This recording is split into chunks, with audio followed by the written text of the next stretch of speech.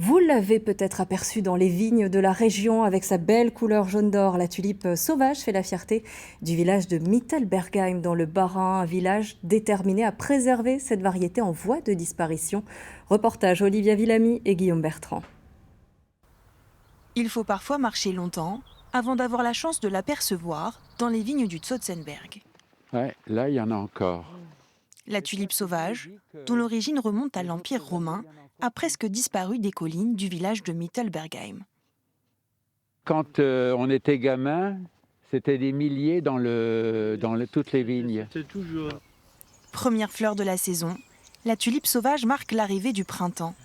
Une fleur délicate qui a besoin d'une météo très favorable pour s'épanouir. Elle est sensible au vent, elle est sensible à la sécheresse et au retard de végétation. Et alors enfin, il y a une chose, c'est qu'il lui faut de la chaleur.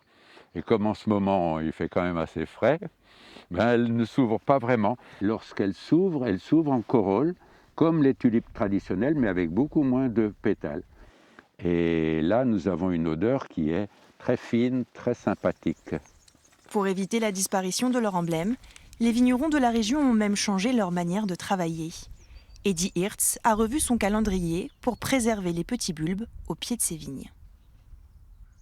J'essaye de désherber quand la plante est en repos végétatif, donc du coup il faut désherber en hiver avant que la tulipe ne commence à pousser. Et c'est ce qui permet de la préserver au moins autant qu'un désherbage mécanique. Grâce à ces efforts, la tulipe sauvage continue de faire le bonheur des plus jeunes.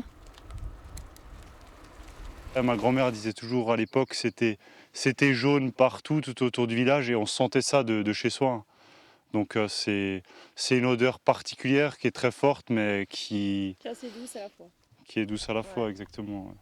Un parfum envoûtant dont les promeneurs pourront profiter encore quelques jours avant la fin de la floraison, prévue début mai.